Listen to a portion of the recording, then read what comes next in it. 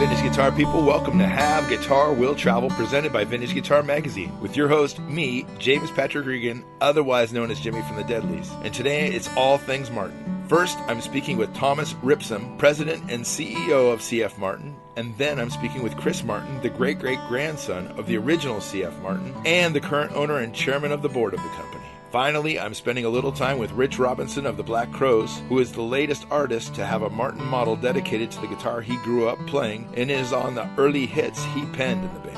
With Thomas, we cover his work history as a corporate strategist and his passion for guitars and music. We talk about his early guitars, his first Martin, and some of the other guitars in his collection. We discuss his education and education at work and his methods of problem solving. We talk about the challenges the past year have held and the fan base of Martin players out there. We talk about Martin's mantra of always using the best materials available. Thomas tells me about his 2.5-hour commute each way to Nazareth, Pennsylvania to work at Martin. We talk about his family life, and Thomas tells me about the long-term future of the company. We talk about his musical tastes and his collection of instruments, including some South American instruments and a Rickenbacker 4003, instruments he uses while he records. And Thomas tells me how he manages to keep his body and mind fit. We talk about his band Seeds of Imagination and his release from that band, Soul Shrine, that you can hear on all the streaming services or at this link, seedsofimagination.hearnow.com.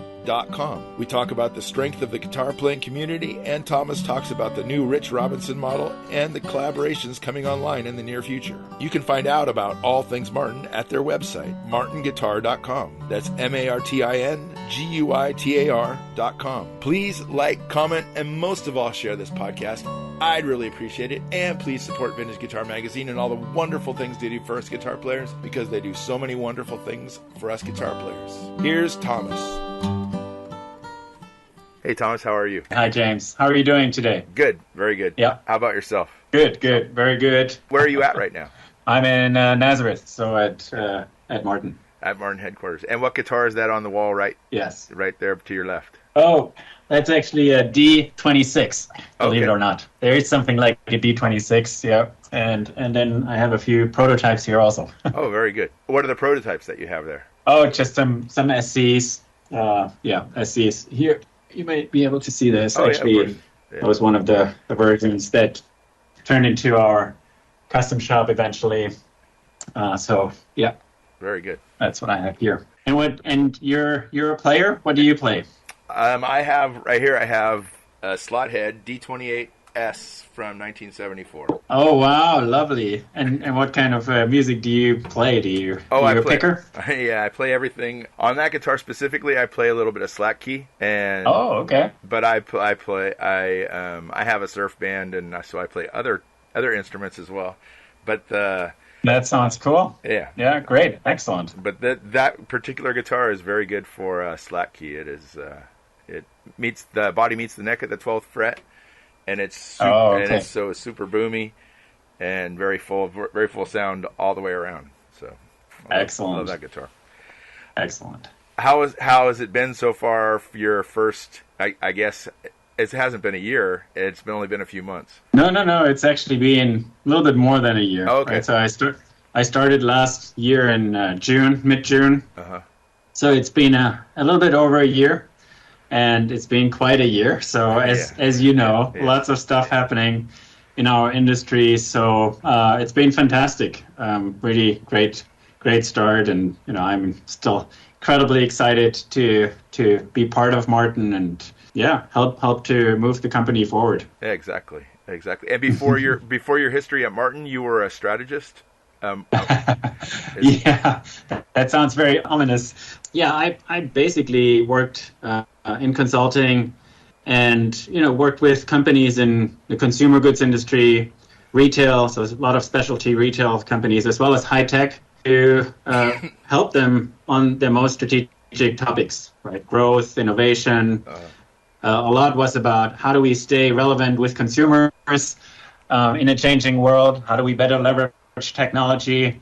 Right. And I've also worked with a lot of other long-standing companies with a long history and legacy, often family or privately owned. And so, some of the topics I just mentioned, right, they're probably not a surprise to you when you think about Martin. Sure. That those topics are also pretty important topics for a Martin company. Oh yeah, of course. And I did, so my prior work, right, so I did that for over 25 years. So that was one part of me. But then, James, the other thing that's also a really important part of me is since my teen years, I've been playing guitars, all kinds of guitars, by the way. And, it's been a true passion for me for life.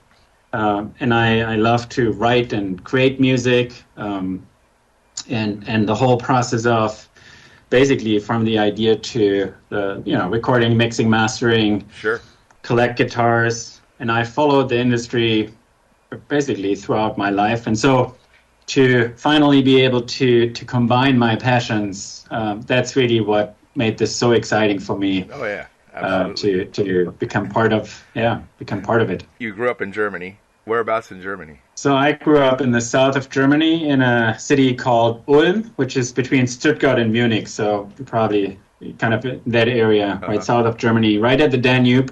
So I grew up there, and then after college left to go to the U.S. Okay.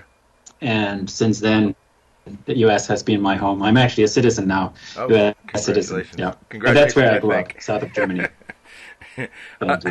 Thank you. Yeah.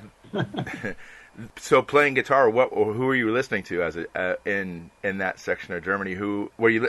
Probably the Beatles, maybe. I don't know. You're post Beatles, so it could have been Kiss. Well, actually, exactly. No, my dad actually had still a singles collection. Remember singles, oh, sure, the vinyls.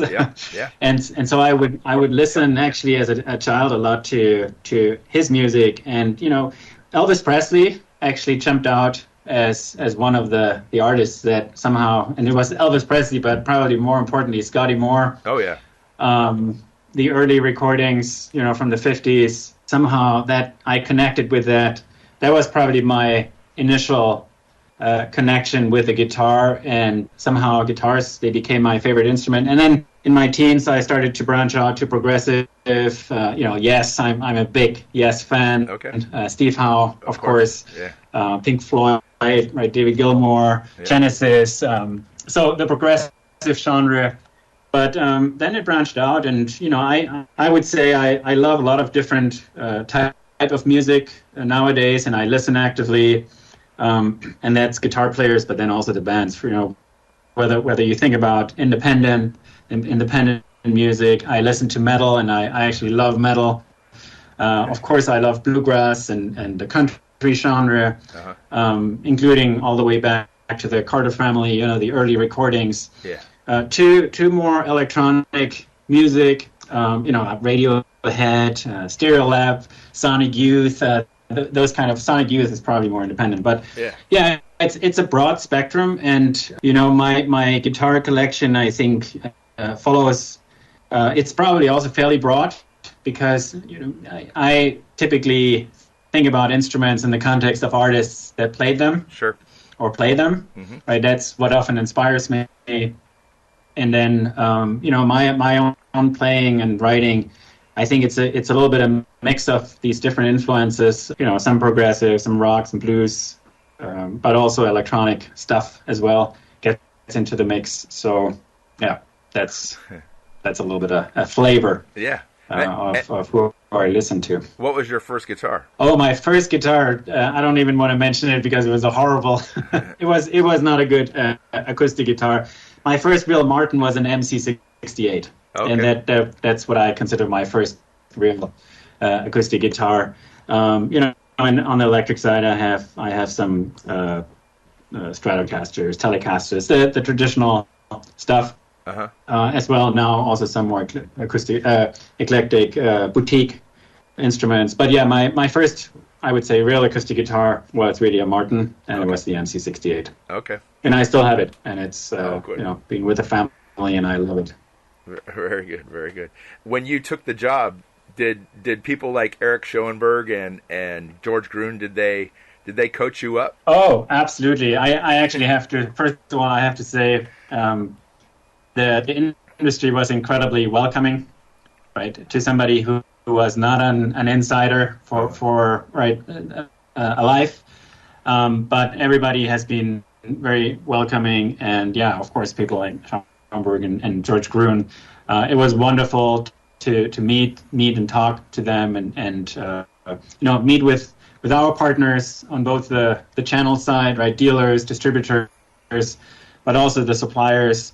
As you know, we have lots of different suppliers Sure.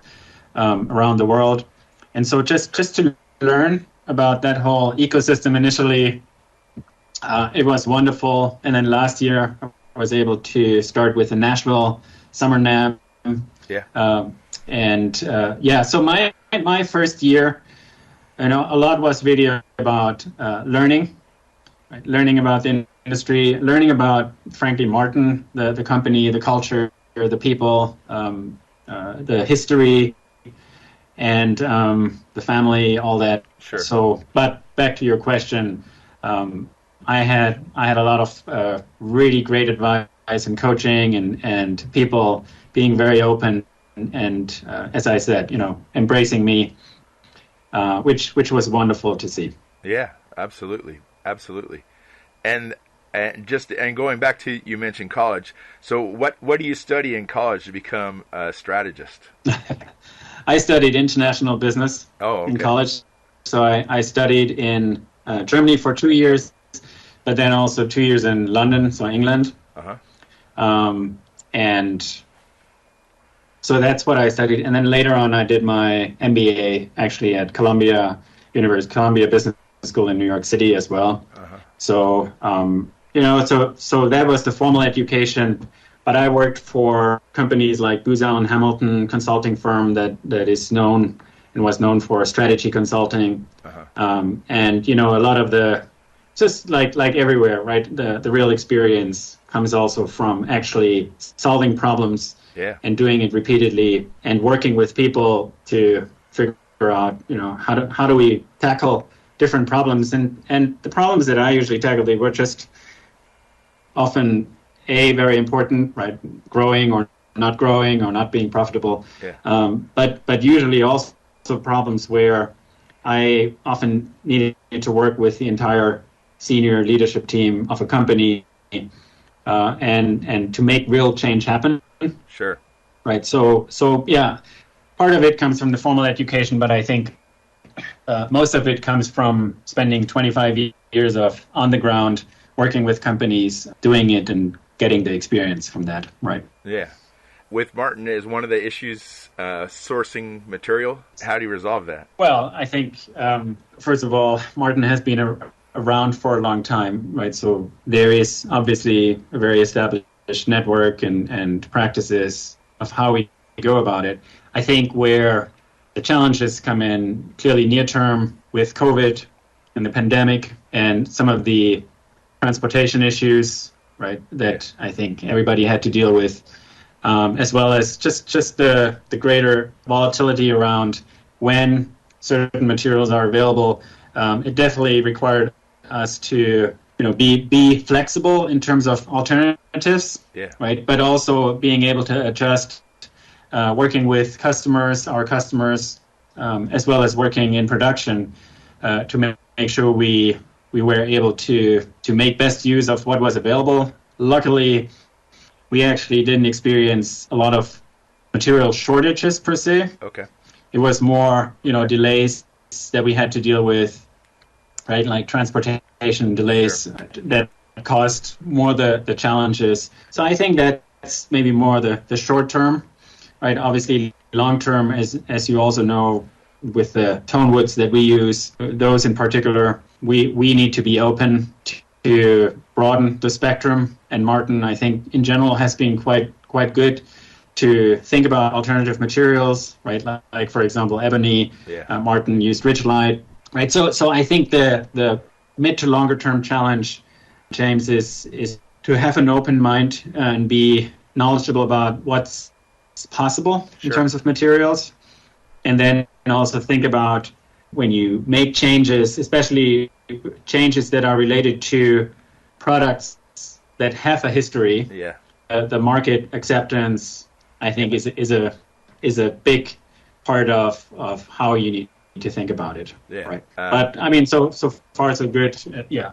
Martin guitar owners are and fans are fanatical. They're fanatical about the brand, and they don't take changes. Say, whereas Gibson maybe or Fender, they're a little more apart from the shapes.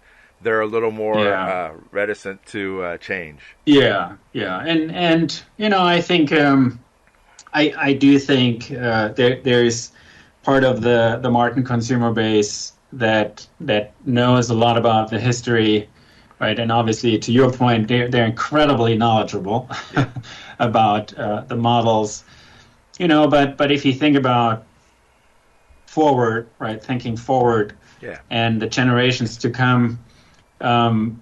We know for sure for some of the current consumers at all ages, as well as a lot of the younger audiences, the sustainability aspect, the kind of the materials you use and why they don't necessarily bring this historic expectation. Yeah.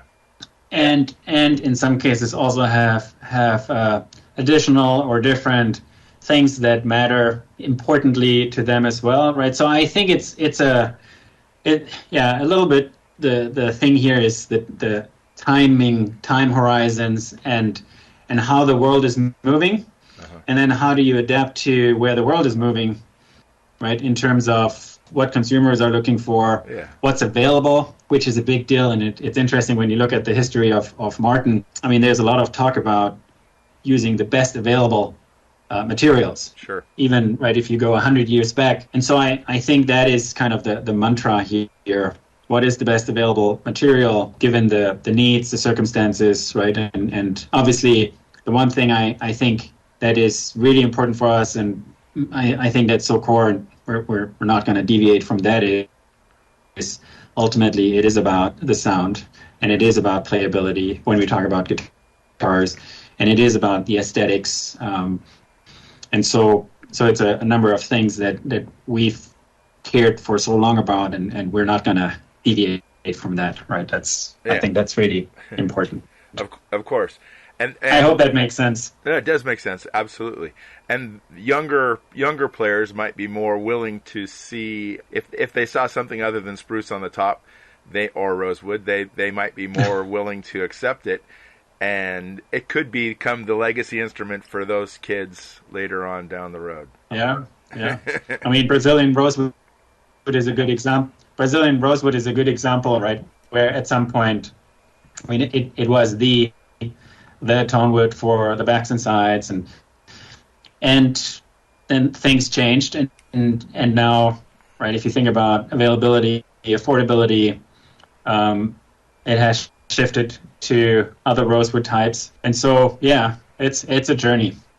Is there any thought to capitalizing on older Martins? So and I should say, how about NFTs? Have you guys thought about NFTs, like with the new Martins, so that you could? Yeah, so we're looking at all things that are potentially important out there, and yes, we're definitely looking at NFTs as well, because it is certainly a concept that is becoming more relevant in the music industry and different parts of the industry. Yes, we're looking at that, and then I think the other part we're clearly also looking at is, given our history and kind of how far we can go back in terms of instruments. I mean, there's just a lot of data and knowledge around about consumers, how they like to engage with the instrument, and that's not just about the new instruments that we sell. It's the whole installed base, and as you know, we recently announced the 2.5 millionth guitar. Yeah. I mean, there are users out there, right? 2.5 million guitars, Martin guitars. What we are definitely looking at is how can we also connect with the broad Martin consumer base, right? Whether they're new customers, existing customers, whether they own vintage guitars, and are there things we can learn about how they use vintage guitars, what they like, what they don't like. You probably know about our Authentic series, but you also probably know about our Modern Deluxe series, right, where we kind of take old concepts, we evolve them, and that's all based on just listening to Martin owners, what they love, what they don't love, what they're looking for, and so yes, I think we're looking at opportunities pretty broadly, including the things you mentioned. Yeah, and the ukulele segment of the company, it seems stronger than it's been for quite some time. And are you going to continue with that? Yeah, we will definitely continue with ukes. It is a part of Martin. It's not as big as guitars. Of course, we feel it's a part where we can create something where there are consumers out there that care about it, they love it, and so we'll continue with ukes for sure. Yeah, right. Definitely an opportunity to branch that out further. And it's an entry level for younger people playing instruments. Exactly. What kind of car do you drive? On a separate subject. What kind of car do you drive? Oh well, I drive a German car. Uh-huh. It's a BMW. Okay, very good. Not a Porsche like Chris. And it's good because I actually do commute to get to Nazareth. Okay. So we have not relocated. Uh-huh. So we live in New Jersey. So I do actually drive 2.5 hours every day. No way. To and back. So it was actually interesting. It was actually the first time I really had to think about a car. What kind of car do I actually prefer to spend a lot of time in? Because before, we have a family, we have 4 kids. Of course, we had cars, but before, primary consideration was functionality, right? And so, yeah. And I personally, frankly, I never needed to have a car actually for my work because I usually worked where my clients were. Yeah. And so, very often I would use rental cars or would fly to work. Yeah. So this time it was important that it's comfortable. It has a good sound system because I like to listen to music and podcasts and all that stuff as part of my driving. Yeah, so that's what I do. And yeah, so 2.5 hours. Are you working while you're in the car as well? Are you taking phone calls and able to do stuff like that? Usually no. Well, occasionally yes, but usually I listen to music. I really like to listen to music. I like that time to just kind of spend a little bit of time decompressing, right? Or in the mornings. Of course, to think about things and so on. But yeah, it's occasionally it happens that I would do calls from the car, but in general, kind of if I can do the calls outside, I'm perfectly fine with that. That is a long time in the car. There's so much great music to listen to. Oh yeah, absolutely. Well, it is a long time in the car. Yes. Even with that amount of time in a car, you couldn't listen to all the great music that's out there and all the new music that comes out on a daily basis. Yes, but believe it or not, before joining in this role in my prior work, I probably spent more time traveling. Sure. Each week than what I spend now time in the car, or occasionally, of course, I also travel where I fly to visit channel partners or suppliers. In my prior life, I was a lot more on the road, so this feels actually an improvement versus my prior life. Yeah. How old are your children? So I have 4 children. My oldest is 23, so just graduated. And then 21, 19, 16, right? So one graduated, 2 in college, and one still with us. He will start his second year in high school. So that's kind of the ages. And does he play? And 3 of the 4 are boys. Second oldest is a girl. Okay. Yeah. Does he play? Does the one in high school play sports? We have 2 that are more sports oriented, 2 that are a little bit less oriented. So. The one in high school, the boy in high school, watching a lot of sports, but no, he's not part of a sports team per se, but he does regular workouts, running, that kind of stuff. And my question is, when the ones that were involved in sports, when they were playing games, were you able to get to any of the games, and how much pressure did your wife give you to get to those games? Oh yeah. Well, when they were younger, they all our boys played soccer, Okay. right? So, and they played in kind of the school teams, and so I would definitely over the weekends or during the weekends I was able to go, or sometimes if I was working from home, I was able to go. I think the pressure was fine. My wife, she totally understood kind of my lifestyle. Uh-huh. The wonderful thing about our wife, we've been married for 26 years now. We've known each other for 31 years, Wow. and so Congratulations. we've always had pretty similar approaches to kind of our family, and she was very understanding of my lifestyle and of my constraints, that come from work. But at the same time, I tried to carve out time Yeah. to, of course, spend time with children and participate in their lives Exactly. as well. Yeah, it's a balance. Yes, of course, of course. And Yeah. the future of Martin, should say the long-term future of Martin is, are you looking to expand into any other fields? And I don't know what they could be, but is there any kind of thought of moving into other directions? Well, that's, I think, a TBD. Yeah. Right? So unclear at this point. I think the way we are thinking about that is, one, we are absolutely looking at what matters to consumers, right, across their entire life cycle, right? So and we know it's not just guitars that matters to guitar players. There are a lot of things that matter to musicians and guitar players, and so just understanding that across an entire life cycle is one angle that we want to look at, and then the other angle that we clearly are looking at is who are we, right? And what is it that we can bring to consumers, to the players, and of course, everybody knows we're making guitars, and we do that incredibly well. Sure. And ukes, right? We also have strings, we have accessories, Yeah. but we also are a company that doesn't have unlimited resources, right? And it's a family-owned business still. Chris obviously is a primary shareholder, Yeah. the primary shareholder, and so we're looking at things, right? I would say the company also has done quite well, at least in the recent history, to sticking to your knitting, right, and be focused and really focus on the things where we can really bring something to the table that, back to your earlier point, that turns consumers into fanatical Martin lovers, right? Yeah. That's what we like. I mean, that's how I consider myself. I'm pretty fanatical as a consumer of Martin.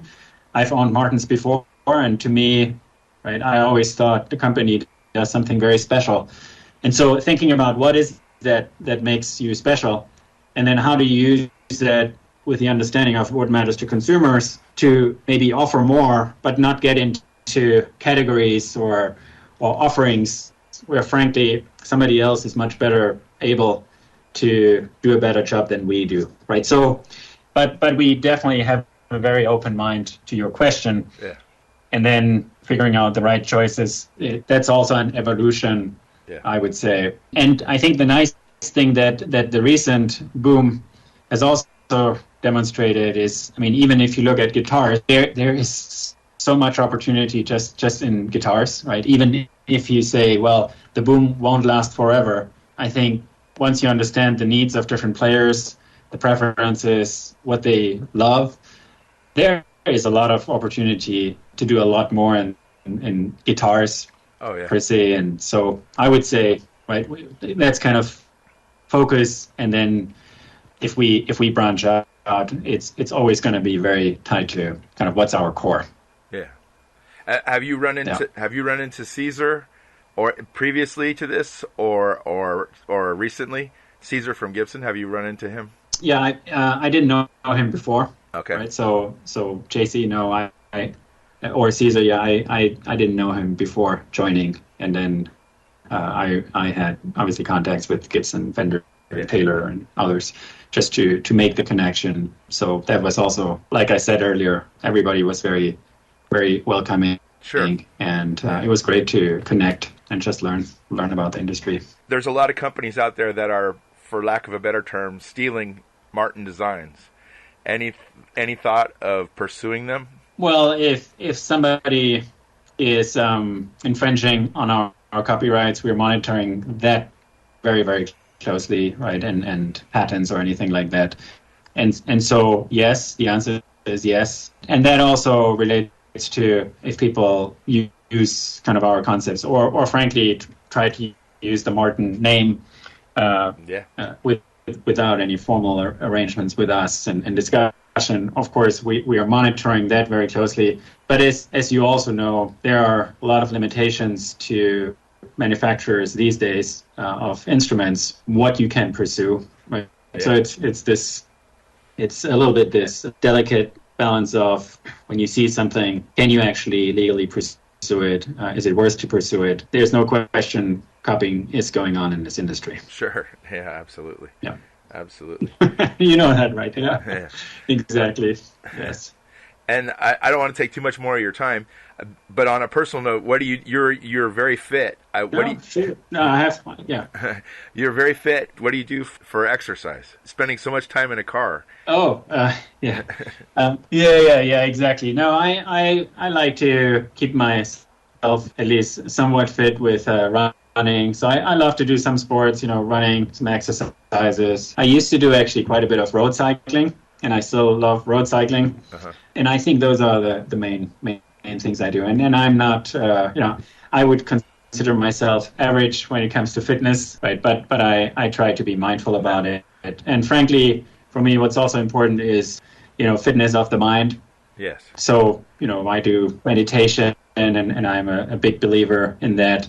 Because I think, especially in our world that we live today, being open, having a positive outlook on things, being grateful for things that you have, it sometimes gets a little bit challenging with everything that's going on. But I'm a big believer in it, and I've practiced some of these things for years now, and it really helps me to stay even keeled and hopefully influence others with positivity. That's what I try to do as well. You mentioned your guitar collection, and you said you have some Telecasters and Stratocasters.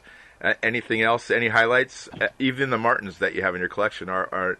Yeah, I mean, Martins, of course, I have to say that, but it's also true. They are the highlights, and I do own a view of them. I like all kinds of solid bodies. Have different manufacturers there. I like arch tops, so several arch tops in my collection.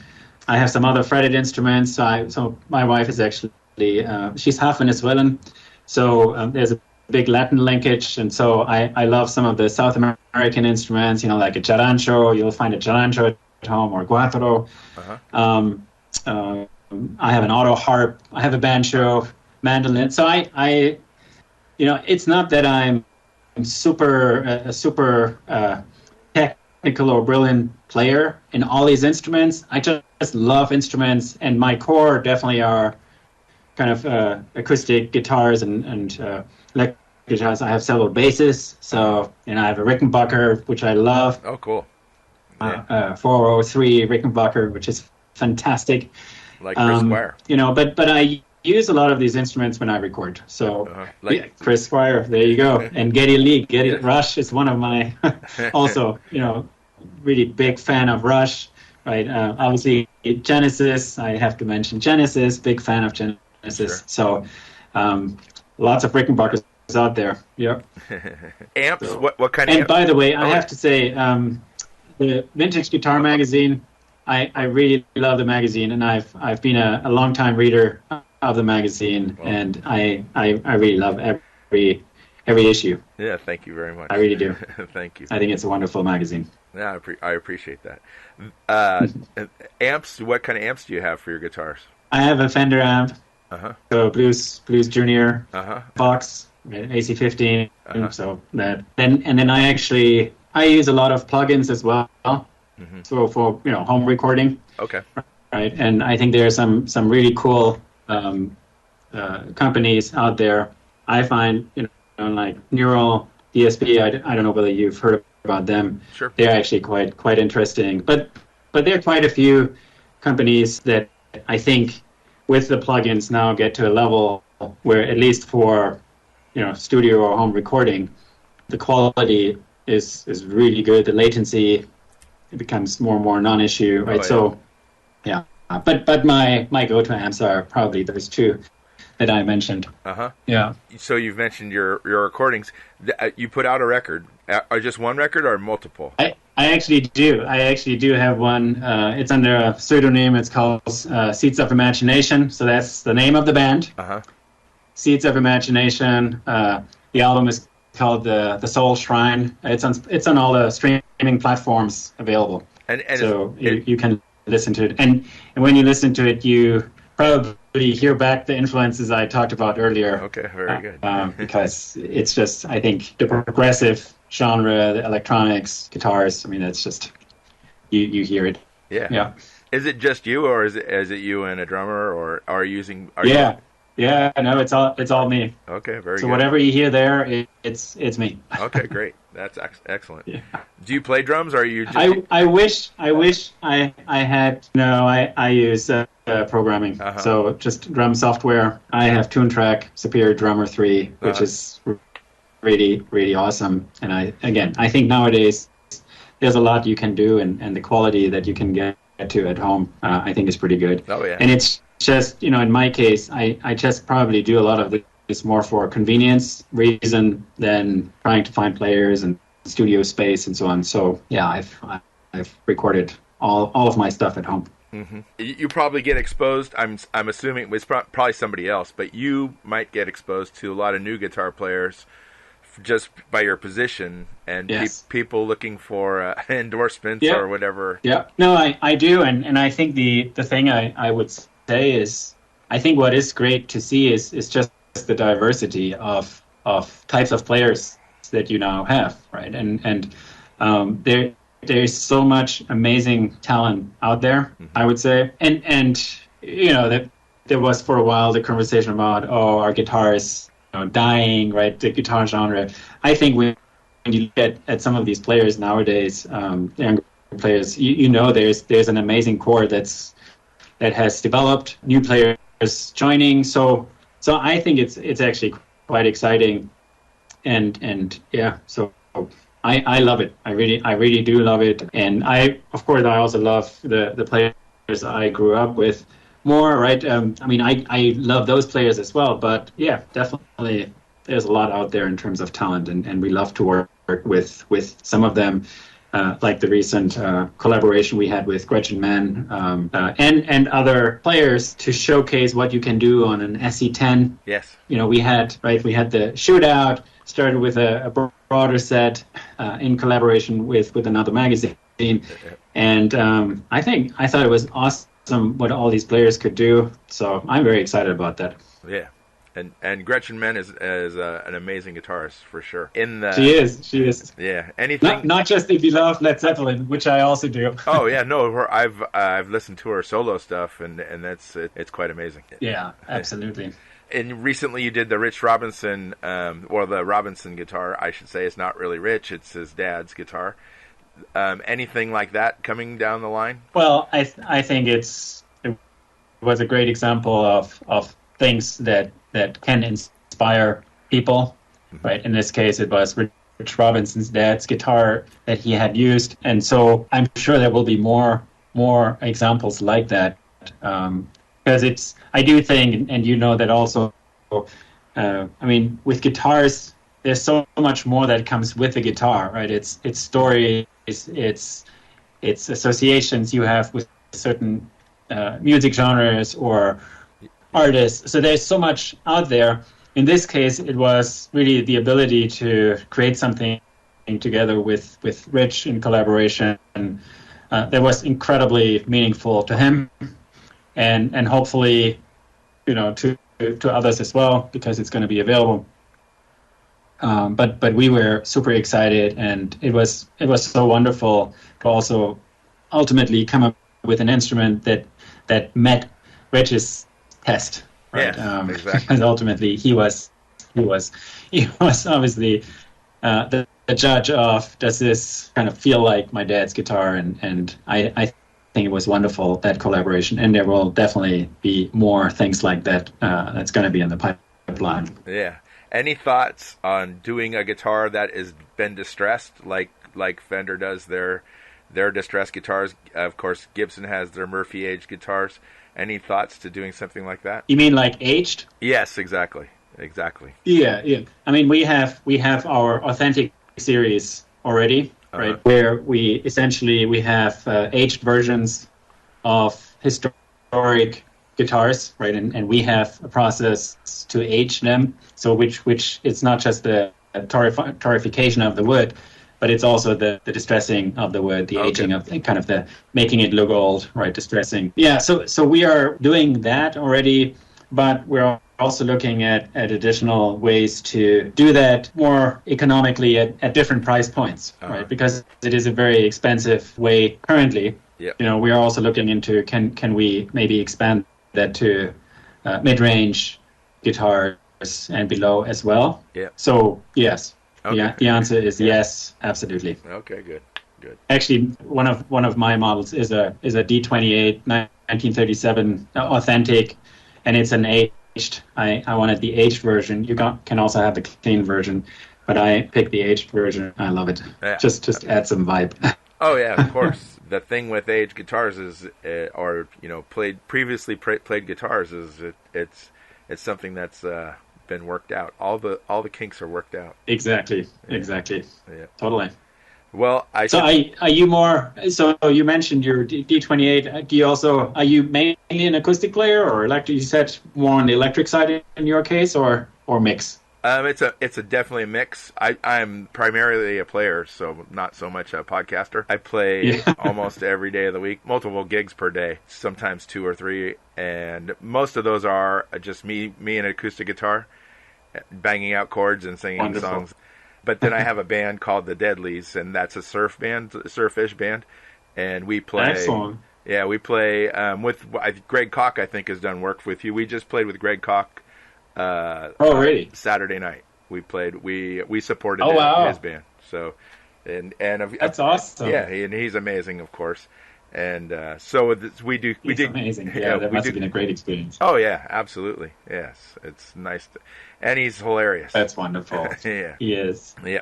Well, it's been wonderful talking to you, Thomas. I really appreciate your time. It means a lot, and I look forward to talking to you again. You know, a little bit down the road. James, thank you so much. It was a pleasure to be in your session, and again, I love Vintage Guitar, the magazine. I think it's great. Thank you for your time. No, my pleasure. Absolutely, wonderful speaking with you. Okay, all right. You have a good one. You too. Bye bye. Bye bye.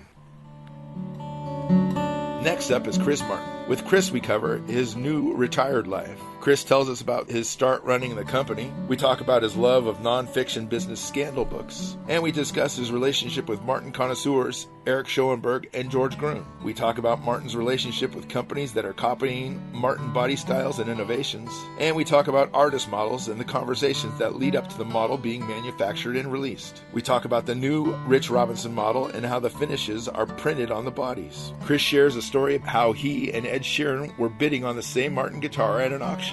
Chris tells a story about a close encounter with Martin player Gene Autry, which led to the artist models of today. We discuss how Chris chose Thomas Ripsom as the current president and CEO of Martin Guitars. And we talk about the future of the company and bids from other entities to buy the company. Chris discusses his employees and the benefits of working for the company. Chris tells us about his guitar collection and his car collection.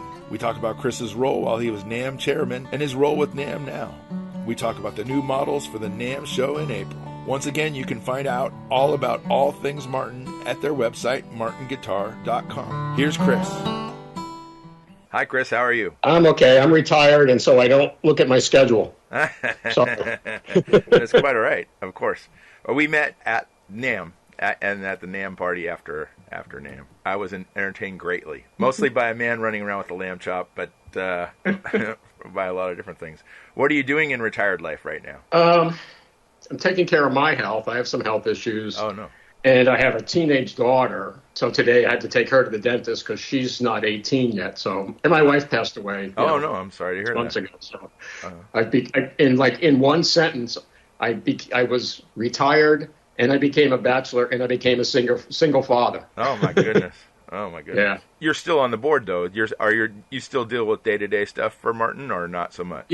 I'm the executive chairman, and quite honestly, I never liked the day-to-day stuff. That was not what I was best at. That's why I ended up hiring people to help me run the company. Yeah, yeah. You did clinics for Martin as well? Well, what I would do, and this started, oh my gosh, when I joined the company, got my degree, I had spent some time in the shop. I didn't grow up in the family business, but I said, I really need to get a sense of how the guitars are made. Sure. And then came to the realization, I'm probably going to end up in the office, right? I'm not going to be on the workbench. Uh-huh. And so one of the older veteran salesmen said, hey, my territory is Asia. Why don't you come with me?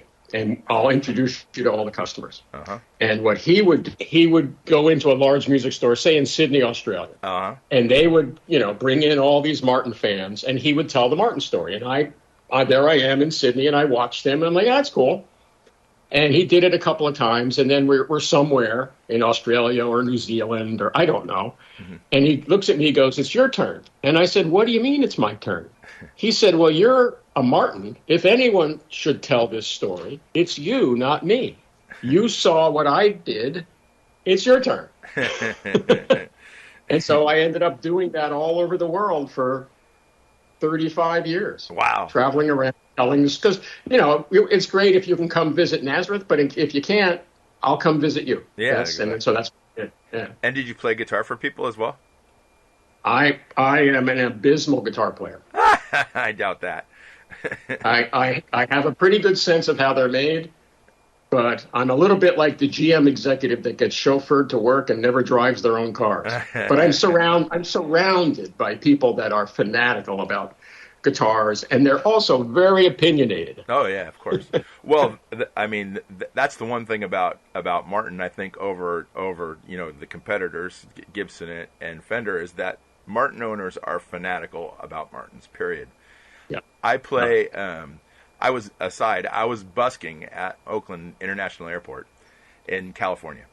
And if I played a Gibson, I have a couple Gibson acoustics, and I have this Martin acoustic right here. And if I played the Gibsons, nobody said anything.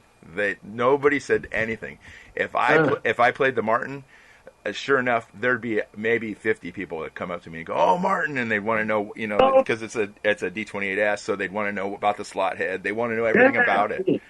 And so anyway, that's my own experience. So Martin owners are fanatical about their instruments. That's what I've found. So show me the body of your guitar. Oh, it's the 12th fret. So it's So when I decided to spend some time one summer, it was high school, and I had come back living with either my dad or my grandfather, and I said I want to make a guitar, and everyone's like, "Well, you don't have enough skill," but the people in the shop can help you make a guitar. Uh-huh. So then I sat down with my grandfather and I said, what should I do? And he said, well, I said, I don't, because my first guitar was a 518 slot head. Okay. With a wide neck. And it was made for nylon string. Uh-huh. Yep. Right? And I'm like, no, I don't want to build another nylon string guitar. I want to build a steel string guitar. Sure. So I want a narrower neck, and I don't want that slotted head because it's a pain in the ass to change the strings. But my grandfather said, if you use the 12-fret body, you will get a little more volume out of the box. Yeah. So it's in my little section of the museum. It's a D28 that I helped make, but what's different about it is it's got the 12-fret body with a narrow fingerboard and a solid headstock. Okay. Right on. The 12-fret body, that makes all... I play on this guitar, I play a lot of slack key stuff, and it makes all the difference in the world. It's so boomy and so full. So super full. So in retirement, you're a bachelor now. What do you do for fun? What are you doing?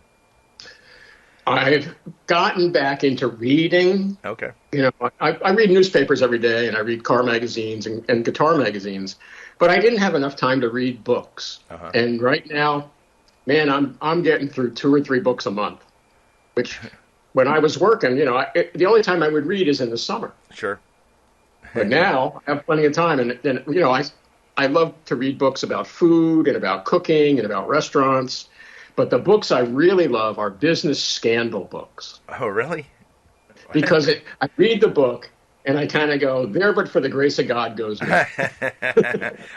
nonfiction business scandals. Mostly nonfiction, yeah. My wife was a big fiction reader. Okay. And when we had her memorial service, I brought with me about 250 of her fiction books. Okay. And I said to everyone at the service, you have to take one of these because I'm never going to read them. Yeah. And are you in Pennsylvania right now? Yeah. Okay. I see your backyard very framed perfectly by everything there. And it's gorgeous. It looks gorgeous. I heard it's pretty warm there right now, though. It's hot and humid, yeah. Yeah. I went to school at Berkeley in Boston, and I can remember the summers being very hot and humid. I'm in Napa right now. I'm in Napa, California right now.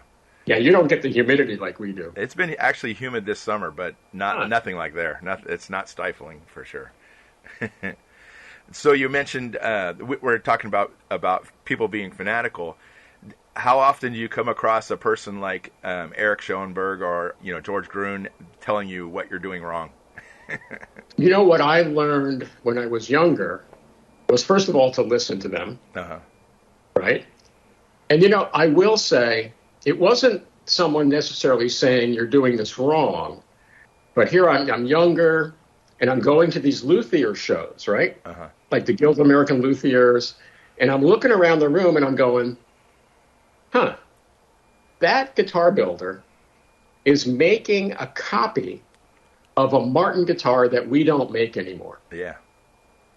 And I would go back to the factory and I go, I saw something interesting at the Luthiers show. What did you see, Chris? I saw someone capitalizing on our history and our heritage. Yeah. Why aren't we doing that? Well, Chris, because nobody wants them. No, let's not say that. Maybe not everybody wants as many of those as they want a D28, but I think, and that's what Eric Schoenberg showed us. Yeah.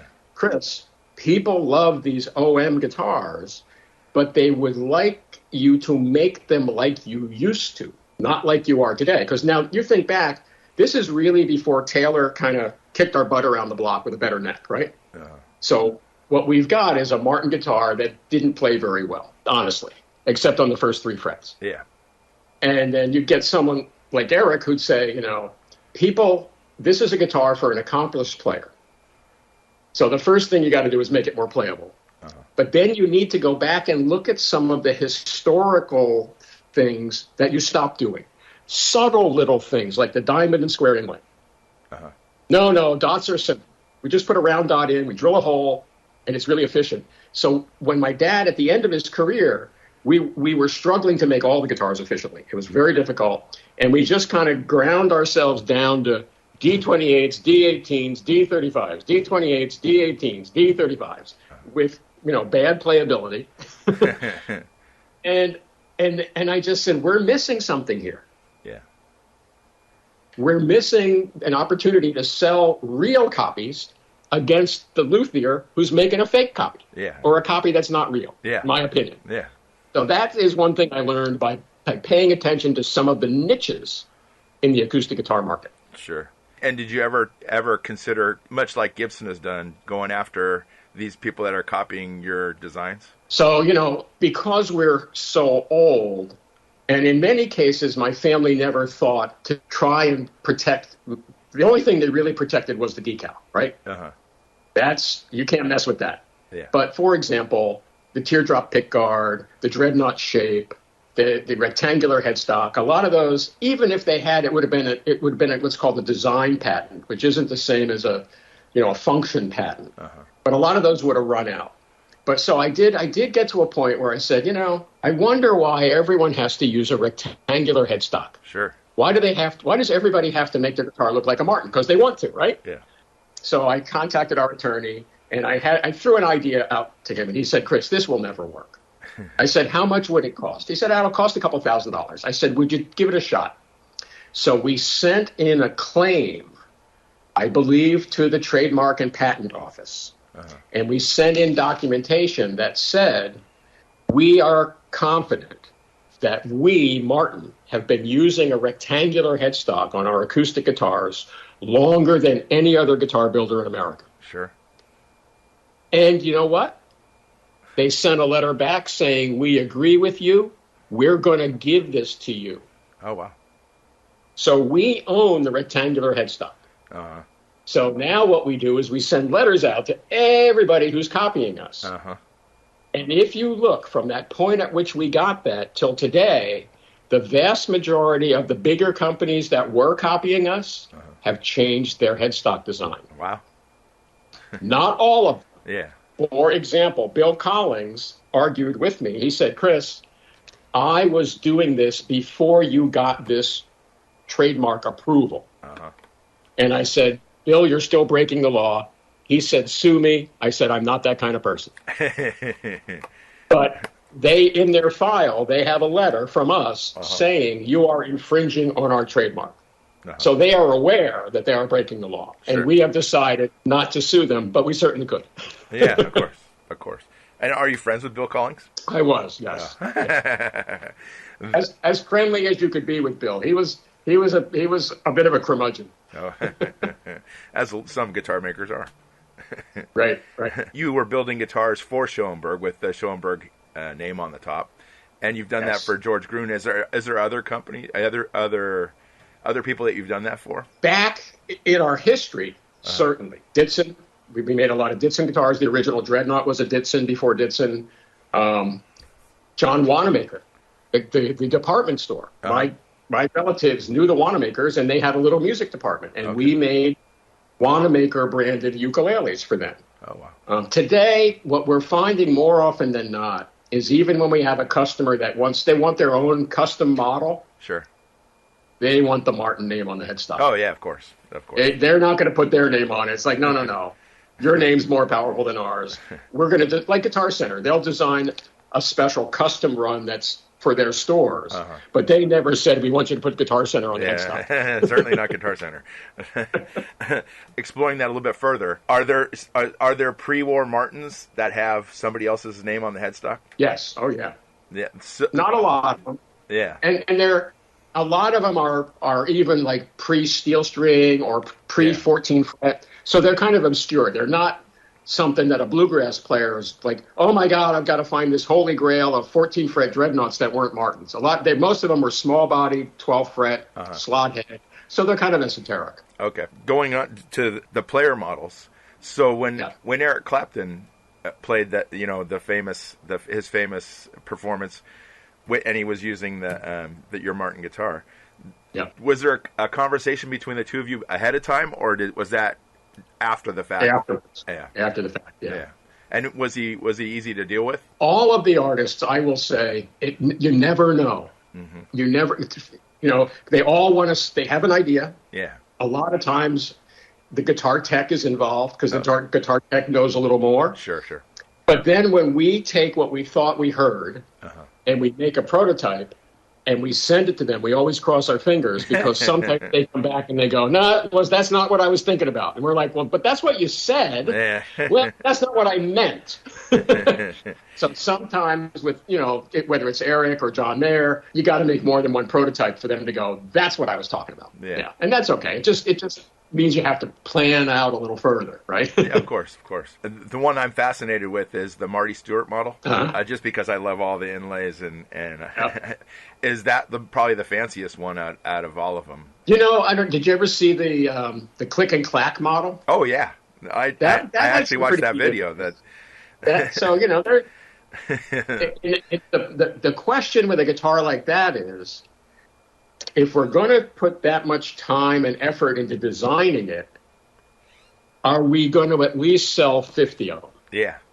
Because if you put all that trouble into it and you sell 5 of them, it wasn't worth doing. Is there one that you're particularly fond of all of those the artist models? That's a good question. Well, I'll just tell you a story. And I think it was the Paul Simon model. Okay. And Dick Polk said, hey, we'll go into New York. I've been talking to Paul's management, and next Tuesday he would be available. He's working on a play. He said, if we go over to where they're rehearsing the play, and we bring a photographer and the guitar, we can do some promo shots with, you and Paul the guitar. Great. So we're getting ready to go. And Dick says, oh, the management called and they said, Paul's not feeling well. I said, well, we should reschedule. They said, no. They said we should come anyway. Okay. So we get to New York and we get in this, little black box theater kind of place. And his assistant comes out and she says, I'm really sorry. Paul's not feeling well. And I said, we can come back another time. Yeah. Look, and she's like, no, he's right here. He walks in the room and he asks me how I'm feeling. And I'm like, I'm fine. You're the one who's sick. He goes, no. I really wanted to do this. I'm okay. I'm so glad you came. I mean, that's the kind of story I remember. Yeah. Yeah, of course.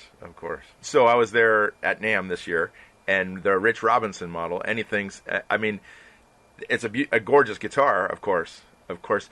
Any thoughts to distressing some of these artist models like Gibson and Fender do? For me, none whatsoever. I think it's cool. And I don't know if you know how we did that guitar, but years ago, we bought what's called a Mamaki printer. And the Mamaki is a printer designed to hold guitar bodies. Wow. Okay. So we've had this thing and we use it occasionally. I don't know if you saw like the Tiger. No, the Tiger guitar wasn't the one with the fighter plane painting. Do you remember that from the trade show? Of course. Okay, so that's Mamaki. So what you do is you have an image, you take a high resolution photograph of the image, and then you put guitar bodies through the printer and it digitally prints the image on the top of the guitar. Wow. So the Rich Robinson guitar top, that's a picture of his father's Martin. Wow. With distressing reproduced digitally on a print. Yeah. So that one was not distressed. Wow. That's just printed to look distressed. Isn't that cool? That's cool. Sure. That's great. So the wood that on the top underneath it what is that? It's spruce. I don't remember what type of spruce, but it's just spruce. Yeah. I don't know if it's Engelmann or Sitka. I don't remember the spec. Okay. That's damn cool. I'm going to tell you another funny artist story. Sure. So back when Ed Sheeran was playing Martins, which he isn't anymore, I have a house in Delaware, and my neighbor is a speechwriter, and he's a stutterer. Okay. Which is kind of interesting. Here you've got this gentleman who writes speeches and coaches people. For example, he coaches Joe Biden, right? Wow. And Joe's a stutterer. Okay? So my neighbor, Michael, and Ricky, I was down there by myself. They said, come on over. We want to talk to you about something. And they said, Michael's on the board of this Stuttering Institute, and they have a big fundraiser in New York City. And I said, oh, okay. And they said, we would really like to invite you. I said, oh, okay, I'll be glad to support it. And they said, no, we just want to invite you because every year we acknowledge someone famous who's a stutterer. It's like they said for one year we acknowledged Bruce Willis. Who would have thought, right? Yeah. That Bruce stutters. So they hand me the brochure for the gala. It's Ed Sheeran. Oh, wow. And I said, oh, of course. Of course I'll come. I talked to my wife. Yeah, we'll come in. It was in New York, down by the little function area overlooking the Hudson River. Emily Blunt was the mistress of ceremonies. And Ed plays the LX, right? So I had donated an LX along with, money to attend. Sure. And they were going to raffle it off. Okay. And then the proceeds, they were going to use the proceeds to send a young stutterer to stuttering summer camp. Okay.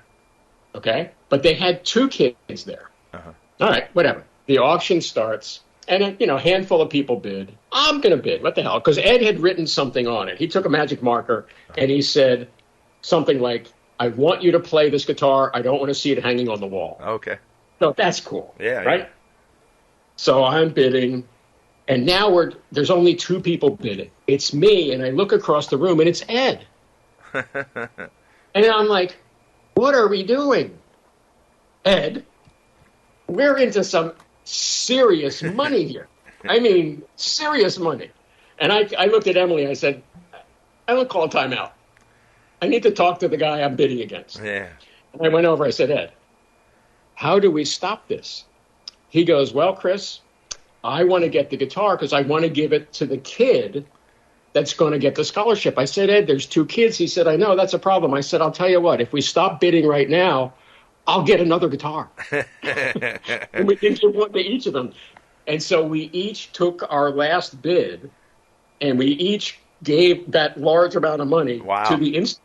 But the kids got to go to summer camp, and they got Martin guitars from Ed and Mr. Martin. So that was really cool. That's great. That's fantastic. Did you ever meet some of the earlier artists like Gene Autry or Roy Rogers or anybody like that? So the closest I got to Gene Autry was when I would go out to the NAMM show. A good friend of mine, I met him when I was going to BU. I was going to BU. I was friends with his older brother. We stopped being friends, but my friend Matt was going to Emerson. Okay. And then he briefly went to Berkeley. Then he went to LA to BIT, the Bass Institute. Sure. Yeah, of course. And then he got a job in like the movie business. He's a boom operator. He's got really good ears. So that's what he made his career. So whenever I would always, before the NAMM show, I'd go out, hang out with him, get over my jet lag. And the one year I said, Matt, I heard that Gene Autry's Martin guitar is in his museum. And Matt goes, oh, yeah, he's got this museum over in Griffith Park. Yeah. We got to go. So we go over. And the thing that amazed me, I don't know if you've ever been there. I have. The part of the museum is all the singing cowboy tchotchke stuff. Yeah, of course. But Gene was a very serious collector of Western memorabilia. Yep. Right? Yeah. Handguns, spurs, saddles, oil paintings. Yeah. That blew my mind, that this guy was a serious collector of Western art. Sure. And we went in the gift shop on the way out. And there they've got like little Gene Autry lunchbox, right? Yeah, of course. And a reproduction Gene Autry penknife. And I bought it. And I'm looking around going, I have an idea. So I got home and I called the museum. And I got in touch with the director, Joanne Hale. And Joanne said, Mr. Martin, so nice to meet you. Did you know that my husband, Monty, was a singing cowboy? Wow. Monty Hale. Yeah, she said he wasn't as famous as Gene, but he did have a Martin guitar, and he will be thrilled to know I talked to you today. And she said, why didn't you stop and see me when you were here? I said, I didn't know. She said, but I have an idea. I would like to make reproductions of Gene's guitar. And I would like to give one of those reproductions to the museum. And I would like then to take the proceeds from the run and take some of the proceeds and make a donation, a cash donation to the museum. Wow. And she said, that's fascinating. So this was really the early groundwork for our current artist model program. Yeah, of course. Which includes a charitable contribution, right? Sure. So she said, I don't know. I'm going to call Gene. Gene was still alive. She calls me back, and she said, Mrs. Autry wants to talk to you. Wow. Well, apparently this is Mrs. Autry II, which is fine, right? Yeah, of course. So I get her on the phone, and she said, Gene's quite elderly. He asked me to talk to you, but he did want to let you know that he remembers fondly your grandfather and how helpful your grandfather was in getting him his D45.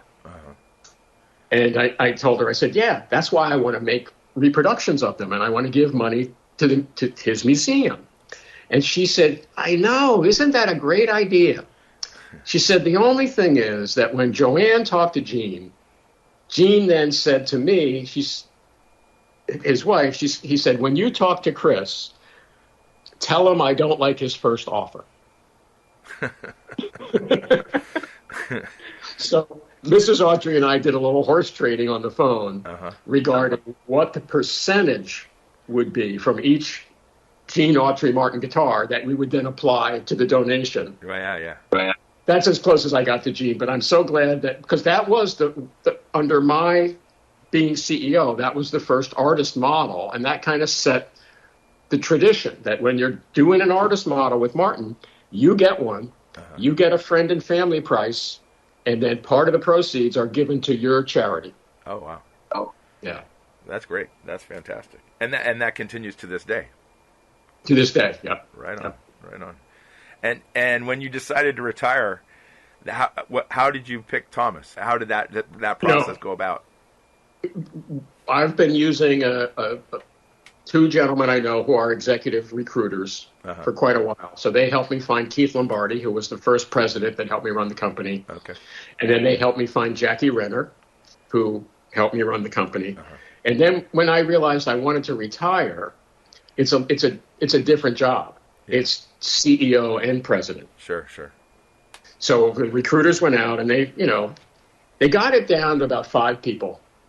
And my wife was still with me. She was on the Martin board. And we got it down to 3. Then with the rest of the board, we got it down to 2. Okay.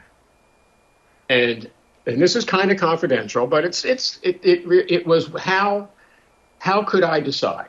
Yeah. Both candidates very highly qualified. I didn't want to flip a coin, right? So I was talking to our HR director. I said, Jane, let's bring them both in for lunch. We'll have lunch in the conference room with me and all of the executive leaders that will ultimately report to this new person. Sure. And after lunch, I'll leave the room. And then you make sure a conversation continues. We'll do it with both individuals on different days, and then we'll regroup.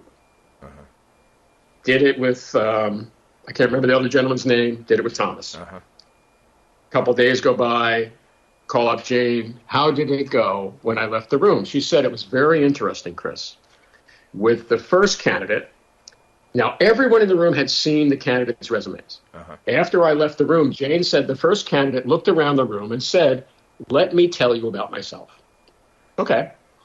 And then she said, when it was Thomas's turn, after you left the room, Thomas looked around the room and said, tell me about yourself. I said, Jane, she knows. She said, yes, Chris, I know. Thomas is the one. Yeah. And is the plan still that your daughter will eventually become president at some point? Well, the plan is she will eventually become the owner. Okay.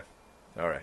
And we'll take it from there. She could just be the chairman of the board and not run it.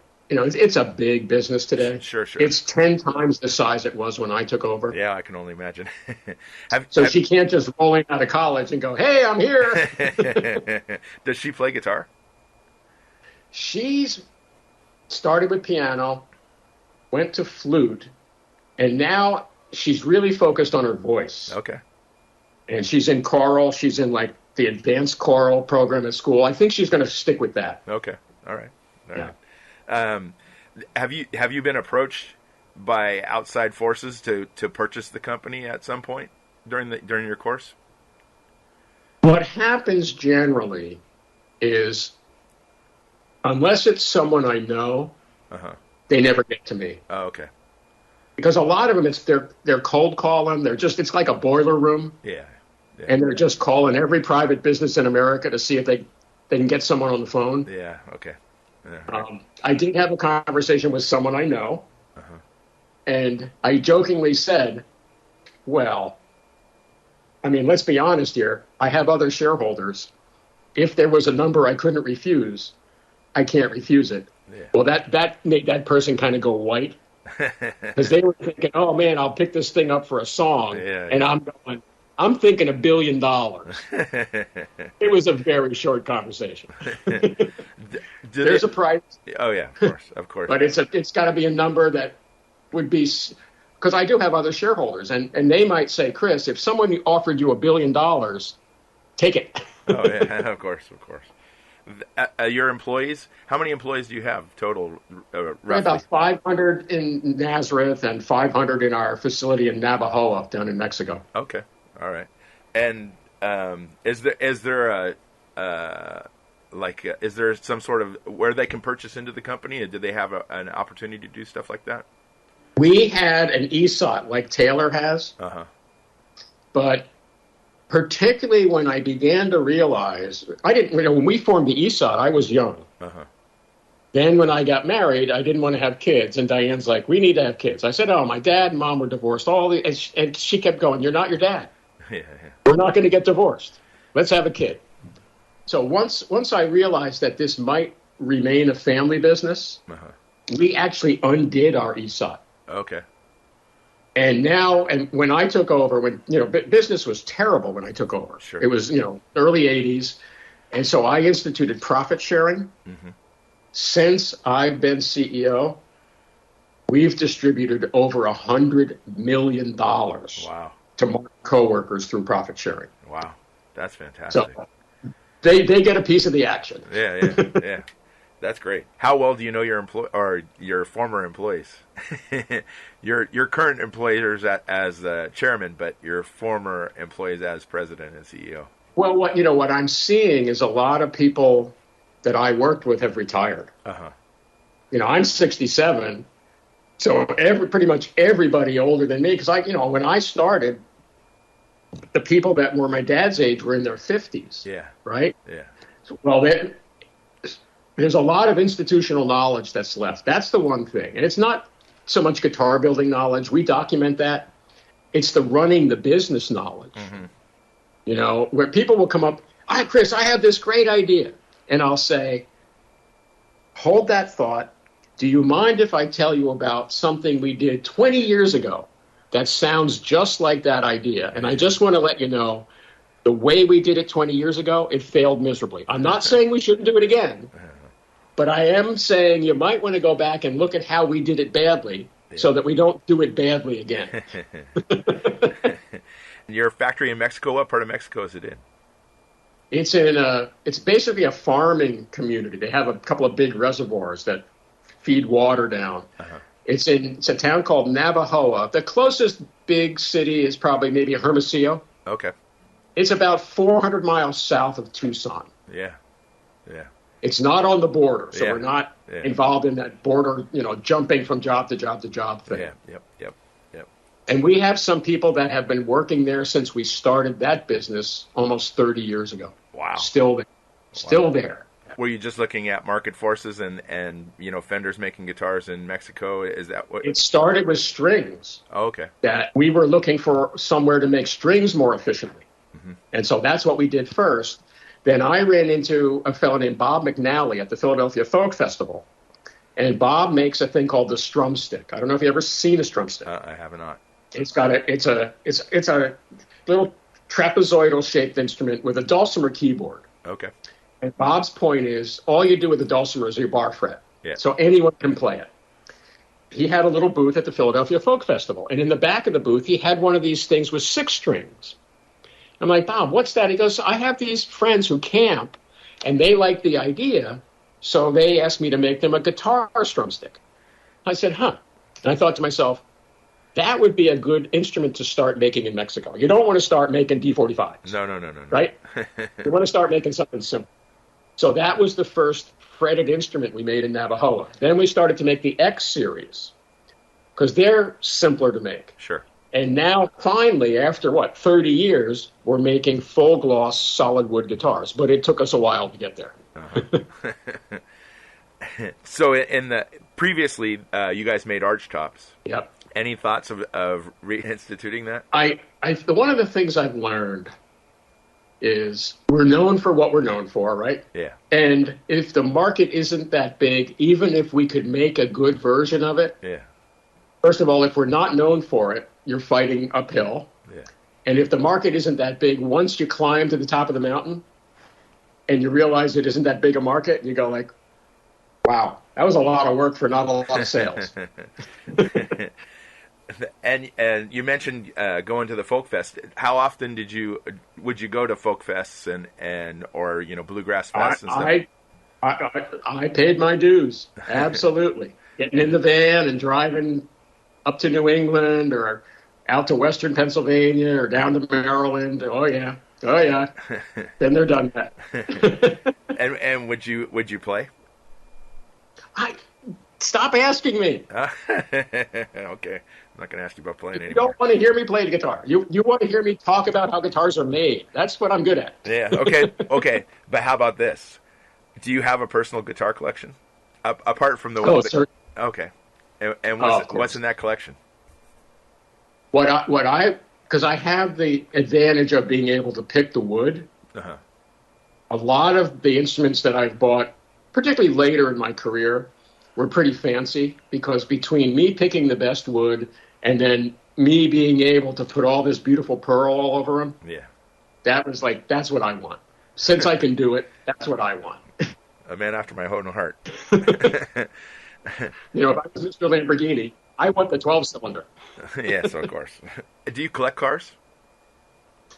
A little bit, yeah. What do you have? Well, mostly European. Okay.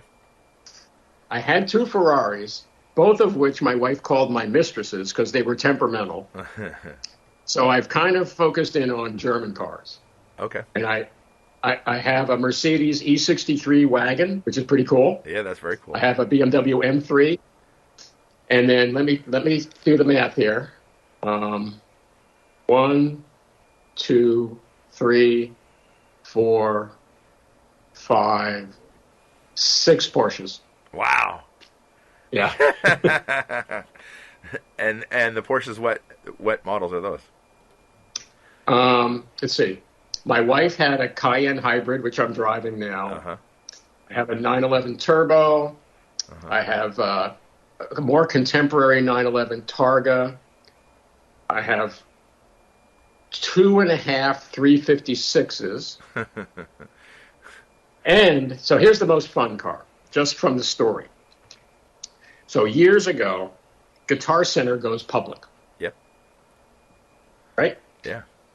And whenever a company goes public, stock's up here. Well, the stock came down, so I bought some. And then the stock went up. And then the stock came down, so I bought some. Then the stock went up. And then the stock came down, so I bought some. And then the stock went up. And then it went up even more. And then I got a letter from Bain Capital. And it said, "Dear Mr. Martin, we are buying Guitar Center. You will be tendering your shares, and we will be sending you a check." Great. So I don't know if you remember, but they sold, Marty and Larry sold that business to Bain Capital at like $76 a share. Okay. Right? I didn't buy my stock at $76. No. So I get this check, and I'm like, oh, my goodness. And I thought, if I put this in my checking account a year from now, who knows? Yeah, exactly. Who knows, right? So I went out, and I bought a 911. And that's my Guitar Center 911. Oh, right on. What color is it?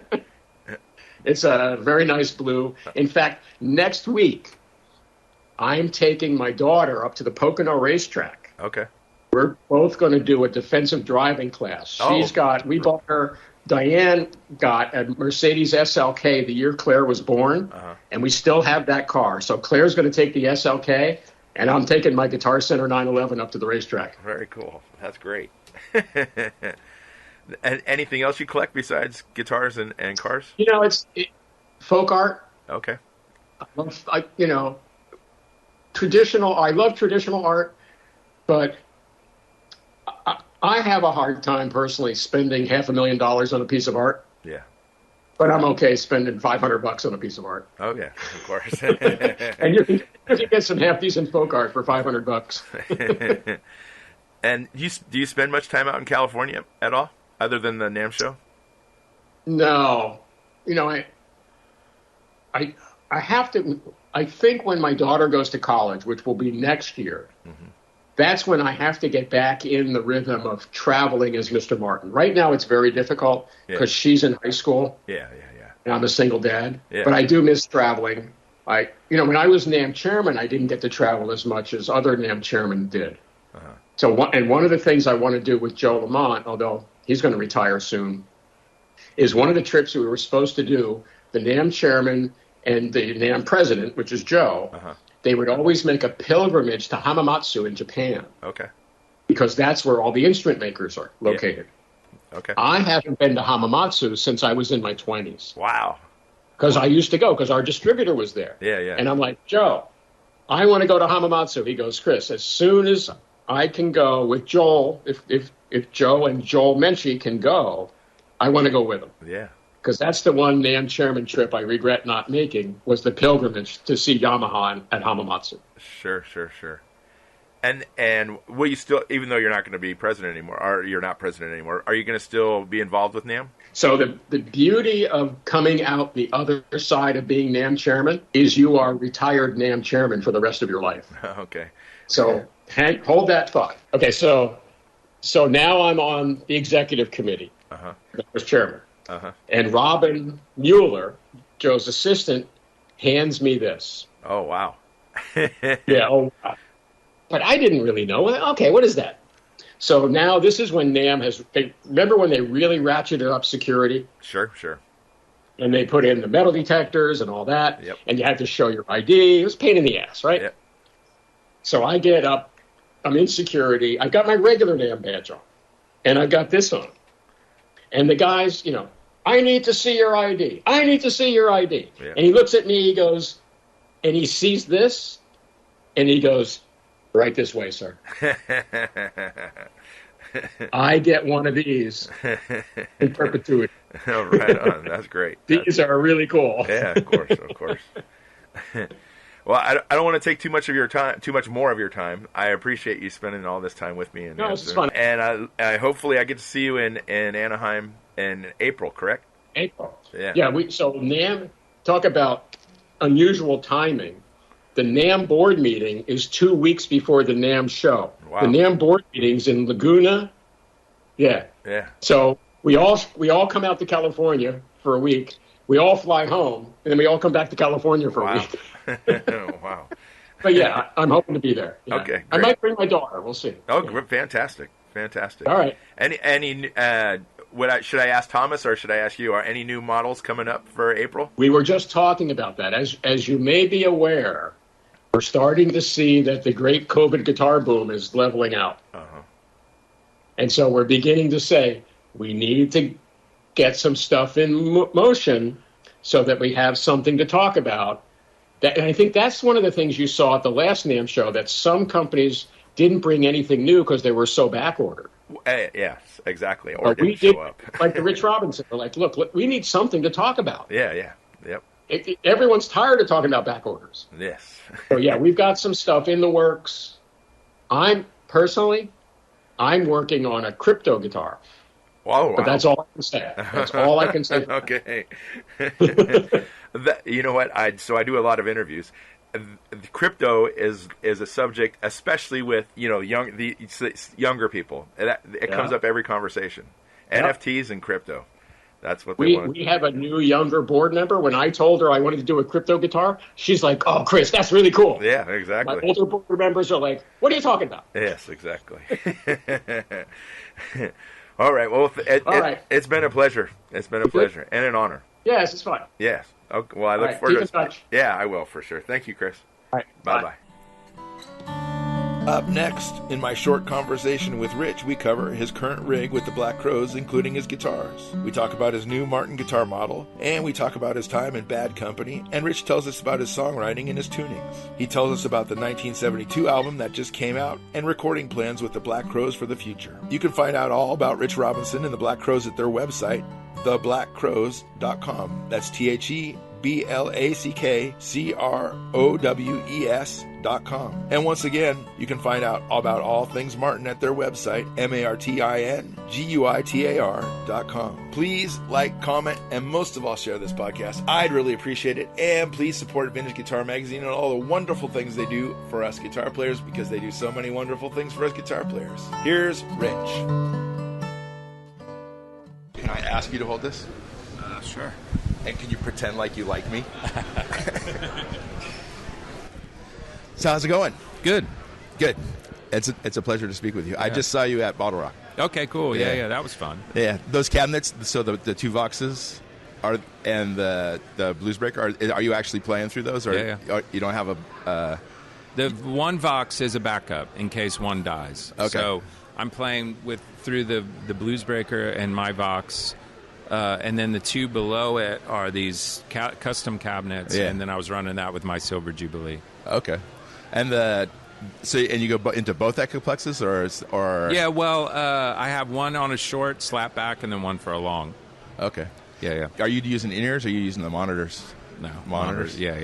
And so the stage's pretty loud. Yeah, it's pretty loud. Yeah, it's pretty loud on stage. Yeah. And the Zematis that you're playing, is that the electric one, is that like an original from Tony? No, that one is another one that was made for me. Okay. So, but it sounds great. I like it. Yeah. It looks fantastic Yeah. also. Yeah. And the acoustic Zematis is... That was the first, that when Zematis first got all the schematics from Tony after he passed, they wanted to try to make acoustic guitars, so they sent those schematics to Loudon in Ireland. And Loudon made the first 3 prototypes, I think, and that's one of those. And it's fucking great. It's a great sounding guitar. Right on. Yeah, really good. And were you waiting for this so that you could play your Martin model? Yeah, well, we were waiting for it, which is cool, but it's, and then we have to get it all live ready, but it's great. Sure. What, and the Zematis, what kind of pickup system do you use? Same Amulet. Amulet? Yeah. How heavy is that pickup unit? It's not bad. No way. No. Like the LR Bragg's bags. Some of them are really heavy. Really heavy. But no, that one I don't even notice. Okay, cool. Yeah. And as far as a DI, do you use any like preamp DI? I run everything through 2 Neve 1073 mic pre's. Oh wow. Yeah. You're talking about my technology. Yeah. Your technology. Exactly. Yeah. When you played with Bad Company, were you using open tunings then? Yeah. You were? Well, yeah, but Mick was too. Okay. So he wrote a lot in Open G. Oh. So and when I talked to him, he's like, "Man, it'll be great. Go ahead, knock yourself out." So I was like, "All right." Yeah.